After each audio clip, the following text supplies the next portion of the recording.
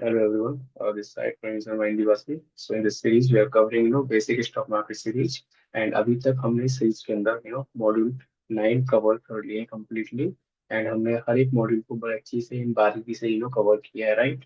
I hope आपको module 9 तक बहुत अच्छा लगा होगा, आपको बहुत सी चीज सीखने को मिली रहेगी राइट। एंड मॉड्यूल 10 आज हम कवर करेंगे एंड इस मॉड्यूल को हम बहुत ज्यादा ब्रीफ में कवर करेंगे सो दैट कि हर एक चीज आपको अच्छे से समझ में आए राइट। सो आगे बढ़ते हैं राइट।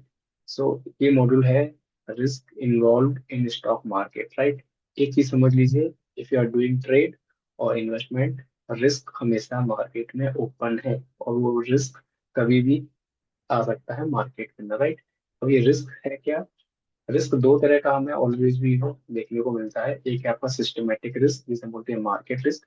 एक होता है अनसिस्टमेटिक रिस्क जो होता है company based right. Market risk क्या है? एक ऐसा रिस्क जो इकोनॉमी को क्या करे, इकोनॉमी पे इसका इम्पैक्ट आए, जिसका इम्पैक्ट इंडस्ट्री के ऊपर आए राइट, जिसका इम्पैक्ट कंपनी के ऊपर आए राइट। मतलब कि एक ऐसा रिस्क जो होलिस्टिक है, जिसका इम्पैक्ट इकोनॉमी पे, इंडस्ट्री पे, कंपनी पे एंड देश की आम जनता पे इसका इम्पैक्ट आता है, वो आपका होता है सिस्टमेटिक रिस्क। इसको बोलते हैं मार्केट बेस्ड रिस्क राइट। अभी है क्या, हम एक हर चीज को समझ लेंगे। मार्केट रिस्क मतलब इसके अंदर आपका आ जाएगा economical recession, political instabilities, interest rate changes right, या फिर हो सकता है किसी देश के साथ आपका वॉर राइट, या फिर हो सकता है inflation right. These kind of risk always be there in market, ये कभी भी मार्केट के अंदर आ सकती है राइट। सो इनको बोलते हैं सिस्टमैटिक रिस्क। इन्हें हम डाइवर्सिफाई नहीं कर सकते, ये भी आप समझ लीजिए।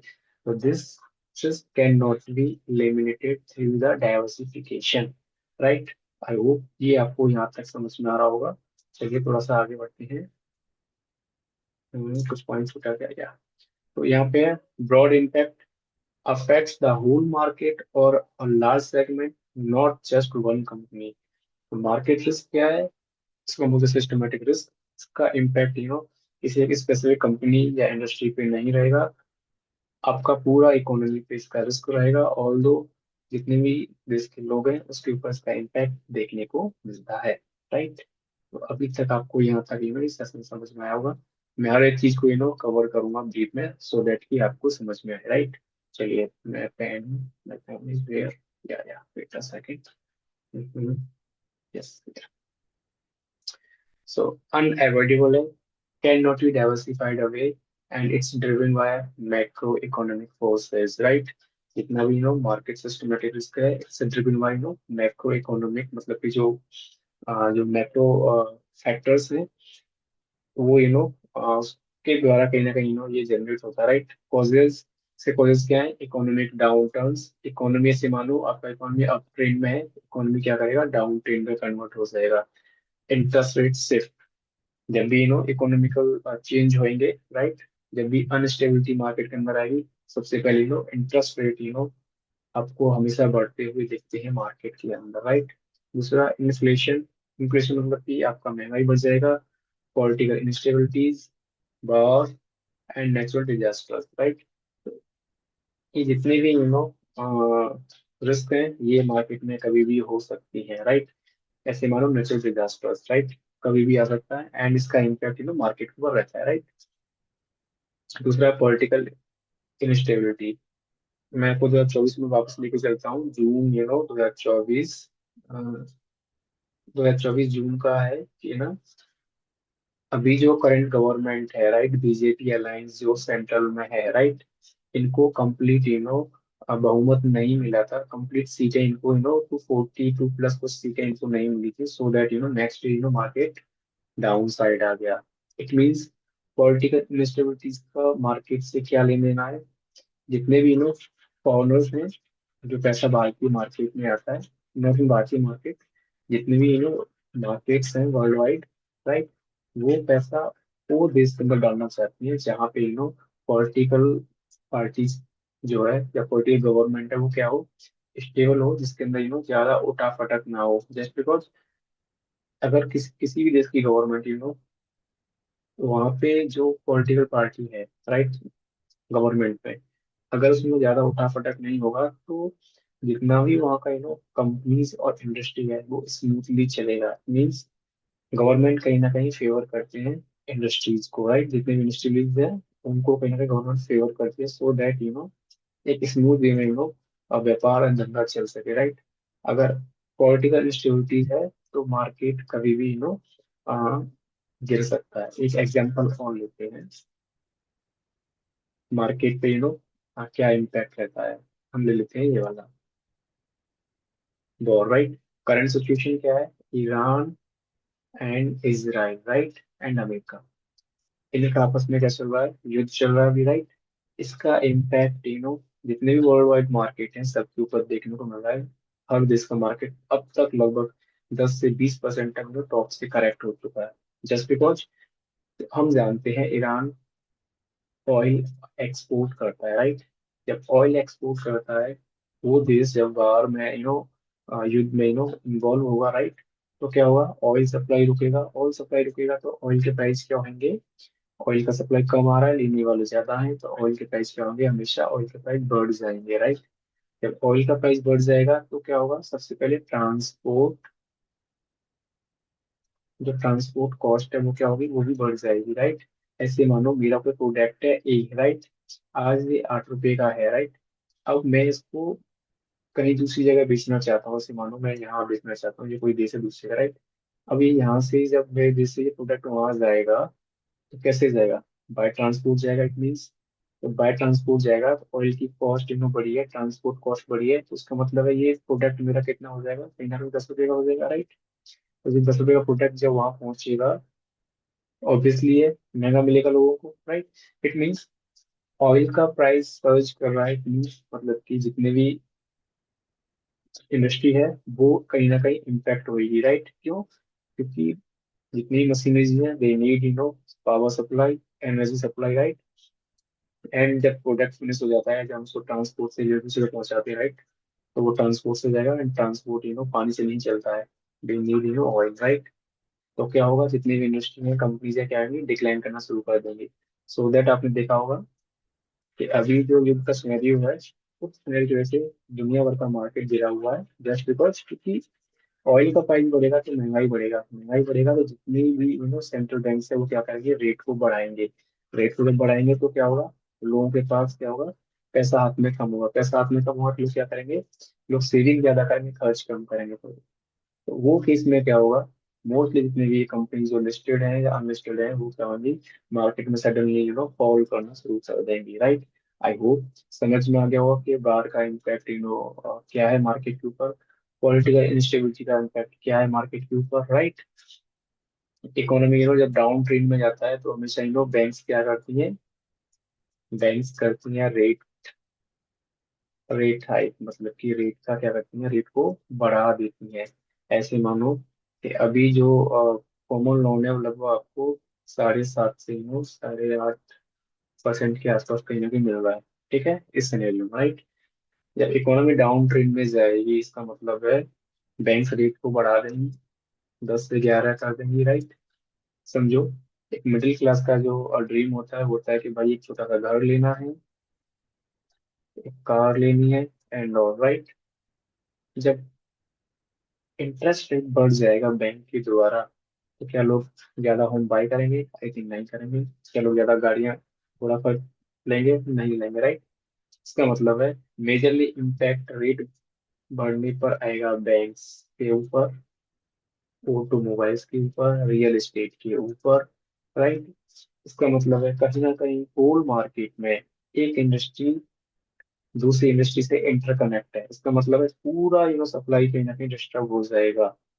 सो दैट ये सब क्या है, ये आपकी मार्केट रिस्क है। मार्केट रिस्क का इम्पैक्ट मार्केट के ऊपर रहता है, एंड जितने भी मार्केट रिस्क है वो क्या है, आपको पूरी इकोनॉमी को हिला के रख देता है। सो दैट कि उसका इम्पैक्ट पूरी मार्केट पे देखने को मिलता है। इसलिए हम इसको बोलते हैं अनडाइवर्सिफाई रिस्क। इसको हम कैसे भी एलिमिनेट नहीं कर सकते मार्केट के अंदर से, राइट।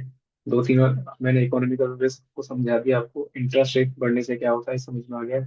इन्फ्लेमेशन, महंगाई बढ़ने का समझ तो लोग सेविंग ज्यादा करते हैं, खर्च कम करते हैं, खर्च कम करेंगे तो मार्केट में डिमांड कम आएगी, डिमांड कम आएगी तो क्या होगा, कंपनी प्रोडक्ट कम बिकेंगे, कंपनी के प्रोडक्ट कम बिकेंगे तो क्या होगा, कंपनी का खर्चा क्या होगा, बढ़ेगा, कंपनी का इनकम कम हो जाएगा, कंपनी की इनकम कम होगी, डिमांड कम आएगी तो क्या है, कंपनी क्या करेगी, जो वहाँ के वर्कर्स हैं, जो वहाँ के वर्किंग एम्प्लॉई है, उनको निकाल के बाहर करेगी। तो एम्प्लॉय बाहर निकल के आएंगे तो उनके पास काम नहीं होगा, काम नहीं होगा तो लोग बेरोजगार रहेंगे, इसका मतलब है पूरा इकोनॉमी कहीं ना कहीं एक चक्रव्यूह में फंस जाएगा, right. So this is the market risk, right. Political issue हमें समझाई दिया, पॉलिटिकल इशू होने पे जितने भी बाहर का भी पैसा देश के अंदर आता है, राइट, वो मार्केट से निकल जाएगा। उस केस में क्या होगा कि जो आपका जो इंफ्रा है, इस पे खर्चा जिस पे इन्वेस्टमेंट है फॉरनर्स का, टेक्नोलॉजी बाहर की आ रही है, वो क्या होंगी, देश से बाहर जाएंगी, दूसरी देश में शिफ्ट होंगी। तो आपकी किसी कंपनी, आपकी किसी इंडस्ट्री क्या करेगी, डिक्लाइन करेगी, राइट। वॉर में आप समझिए क्या होता है, वॉर में हमेशा ऑयल के प्राइस ऊपर बढ़ेंगे, ऊपर ऊपर बढ़ेंगे तो क्या होगा, ट्रांसपोर्ट कॉस्ट बढ़ेगी, मशीनरीज के पार्ट्स एंड जितना भी ट्रांसपोर्ट कॉस्ट बढ़ेगा, इसका मतलब है आपका जितना भी बिजनेस साइकिल है वो स्लो हो जाएगा, जस्ट बिकॉज क्योंकि ट्रांसपोर्ट महंगा है and all, right. Natural disasters हम लोग कवर कर चुके हैं, नेचुरल डिजास्टर्स में वही सेम सिनेरियो है कि कहीं ना कहीं इसका इम्पैक्ट मार्केट में देखने को मिलता है। ये है हमारी मार्केट रिस्क, इसको बोलते हैं सिस्टमेटिक रिस्क, इसको हम चेंज नहीं कर सकते हैं, राइट। इनमें से कोई सा रिस्क कभी भी आ सकता है, जब भी ये रिस्क आते हैं तो क्या होता है, उस केस में मार्केट डाउन हो जाता है, राइट। किसी को नहीं पता था ईरान इजराइल का युद्ध इमीडिएट इस तरीके से होगा, राइट। सोचो किसी ने एसआईपी किया था इंडेक्स फंड के अंदर, वहां से मानो कि 2 ऑफ फेब को किया था 2026, राइट। उसने निफ्टी 50 फंड्स में उसने पैसा डाला, राइट। वो टाइम पे निफ्टी का जो प्राइस था वो 26,150 के आसपास था, राइट। डाल डाल दिया, राइट। 6-7 मार्च के आसपास क्या हुआ, ईरान और इसराइल के बीच में क्या हुआ, इमीडिएट शाम को लेट नाइट एक युद्ध शुरू हो गया, दूसरी मार्केट 5% मार्केट डाउन। तो जिसने एसआईपी किया था उसका 5% जो इन्वेस्टमेंट था वो क्या दिखेगा, डाउन दिखेगा ना, राइट। इसका मतलब है अन ये सिस्टमेटिक रिस्क है, ये कभी भी हो सकती है, किसी को नहीं पता था कि मार्केट इतना गिर जाएगा, टॉप से 15% मार्केट करेक्ट हो गई, वर्ल्ड वाइड बता रहा हूँ मैं आपको लगभग। किसी को नहीं पता अनसर्टेनिटीज कब आ सकता है, राइट। किसी का पोर्टफोलियो कभी भी चेंज हो सकता है। जितने बड़ी बैंक्स बैंक्स हैं, राइट, अच्छे स्टॉक्स हैं, वो सब नीचे हैं इस समय पे, ठीक है। कोई भी सेक्टर उठा के देख लो, आईटी का दबा के पिटाई हुआ है, ऑटोमोबाइल दबा के पिटा है, राइट। जितने भी इंडेक्स है सब नीचे हैं, जितने भी लोग एसआईपी एंड ऑल करके बैठे थे सबका पोर्टफोलियो कहाँ है, माइनस में हो गया। इसका मतलब क्या है, ये मार्केट रिस्क है जो कि आपका क्या है, सिस्टमेटिक है, इसको हम डाइवर्सिफाई नहीं कर सकते। बताओ मेरे को, अगर आपने इंडेक्स फंड ले रखा है कोई भी, कहाँ डाइवर्सिफाई करोगे, मेरे को बताओ कहाँ डाइवर्सिफाई करोगे। कुछ इंस्ट्रूमेंट है, हम उसको डिस्कस करेंगे कैसे उनको डाइवर्सिफाई कर सकते हैं, राइट। तो चलिए थोड़ा सा बढ़ते हैं आगे, I I need few minute to erase it, right. I hope यहाँ तक आपको भी समझ में आ रहा होगा, आई थिंक आपको यहाँ तक समझ में कोई दिक्कत नहीं हुई होगी। चलिए थोड़ा सा आगे बढ़ते हैं। हम्म, चलिए सिस्टमेटिक रिस्क के एग्जाम्पल हम लोग कुछ ले लेते हैं यहाँ से। सो सबसे पहले है interest rate risk, right. Change in interest rate can impact stock price specially in certain sectors, right. जब इंटरेस्ट रेट जब बढ़ता है तो सबसे पहले इम्पैक्ट कहाँ आता है, बैंकिंग स्टॉक्स के अंदर।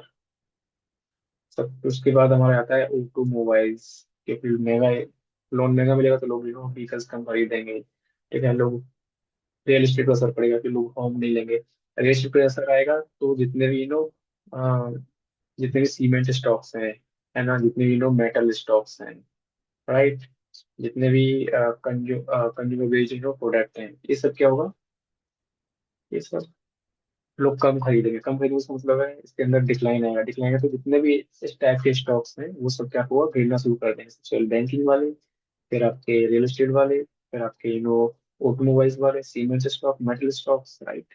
कंज्यूमर बेस्ड स्टॉक्स क्या होंगे, सब नीचे गिर जाएंगे just because of interest rate बढ़ने पे, राइट। सो कुछ समझ में आ गया क्या सिस्टमेटिक का इम्पैक्ट मार्केट पे पड़ता है, आई होप समझ में आ गया होगा।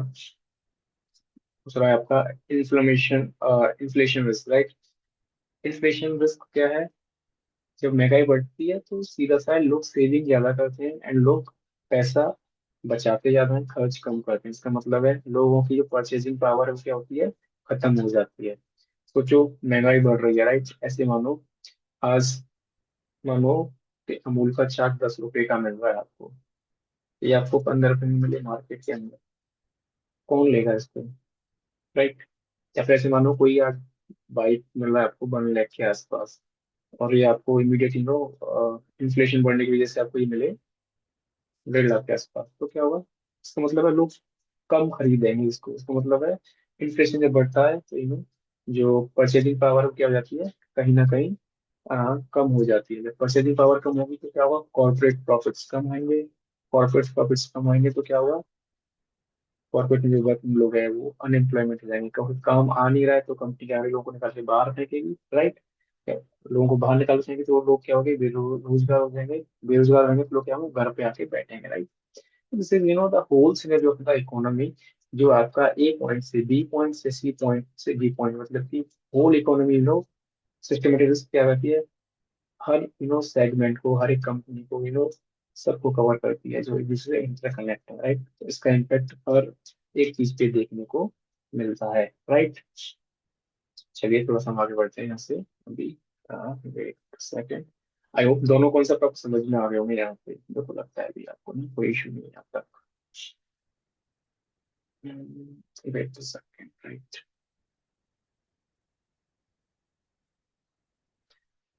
फिर है यहाँ पे हम लोग डिस्कस कर चुके हैं, right? Political issue, right? Political issue हमने कवर कर लिया है, इसका क्या इम्पैक्ट रहता है ग्लोबल मार्केट के ऊपर। रिसेशन हमने समझ लिया है, रिसेशन में ब्रॉड इकोनॉमी डाउन टर्न्स, ठीक है, ये भी हमने समझ लिया। अब हम बात करते हैं how to manage the systematic risk. इसको हम कैसे मैनेज कर सकते हैं? By hedging. By hedging financial instrument like जब मार्केट गिर रहा होता है तो हम लोग क्या करते हैं, हम अपनी पोजीशन को हेज करते हैं, राइट? सिस्टम रिस्क को कैसे मैनेज कर सकते हैं? डाइवर्सिफाई नहीं कर सकते बट इन्हें मैनेज कर सकते हैं। ऐसे मानो कि आज आपने फरवरी में आपका पोर्टफोलियो अपना एसआईपी शुरू किया, राइट? वो टाइम पे मार्केट 26 हजार थी, आज के दिन को मार्केट 23 हजार के आसपास खड़ा है। इसका मतलब आपका पोर्टफोलियो नेटवर्क लॉस में चल रहा होगा, राइट?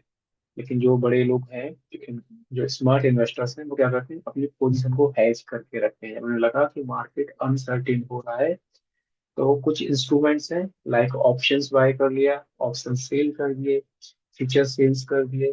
तो कहीं ना कहीं ऑप्शन फ्यूचर्स को लाने का रीजन ही यही था मार्केट के अंदर, कि जब मार्केट अनसर्टेन हो तो अपनी पोजीशन को हेज कर सकें, राइट?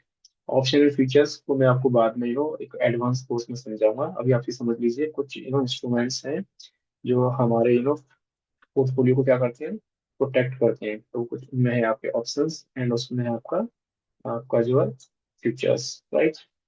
सो कितना क्लियर है? तो by doing hedging we manage the systematic risk. इसके अलावा और हमारे पास क्या है, राइट? इसके अलावा हमारे पास यहाँ पे डाइवर्सिफिकेशन। डाइवर्सिफिकेशन का मतलब है कि अपने पोर्टफोलियो को डाइवर्सिफाई करना। मतलब मेरे पास 100 रुपये हैं, राइट? तो 10 रुपये में डालूंगा किसमें, बॉन्ड्स मार्केट में। 20 रुपये डाले मैंने इक्विटी के अंदर, राइट? 10 रुपये डाले मैंने गोल्ड के अंदर। 10 रुपये डाले मैंने सिल्वर के अंदर, राइट? कितना हुआ, 30 20 50, राइट? 20 रुपये डाला मैंने ऑयल एंड गैस के अंदर, राइट? 70।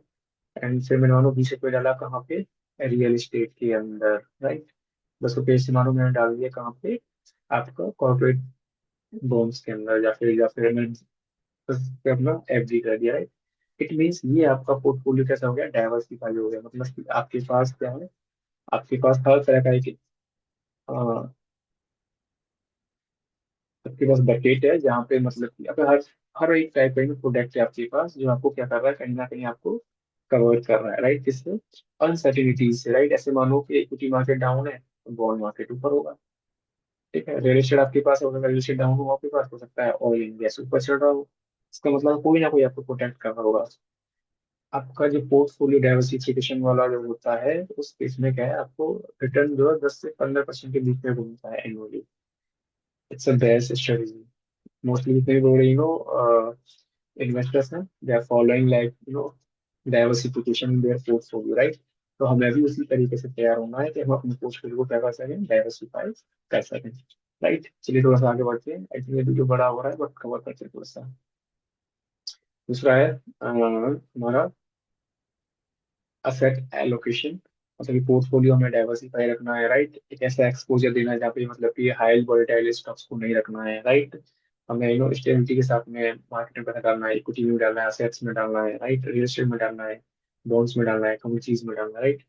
दूसरा, बीट हमें बीटा मेजरमेंट रखना है। बीटा मेजरमेंट आपको बताता है कि कोई स्टॉक कितना वोलेटाइल है, कितना वोलेटाइल नहीं है, राइट। सो दैट कि ऐसा ना हो हमारे पोर्टफोलियो में कोई हाई वोलेटाइल स्टॉक हो, राइट। जब मार्केट अनसर्टेन होता है तो जितने भी हाई बीटा स्टॉक्स हैं हम उनको क्या करते हैं, उनको अपनी पोर्टफोलियो से बाहर निकाल के रख देते हैं, बिकॉज ऑफ, क्योंकि हाई वोलेटाइल स्टॉक हमें पोर्टफोलियो में नहीं चाहिए अनसर्टेनिटीज ऑफ मार्केट में, राइट। दूसरा रिस्क हमारे पास आ गया है, वो है हमारा कंपनी स्पेसिफिक रिस्क। इसको हम बोलते हैं अपना अनसिस्टमेटिक रिस्क, राइट।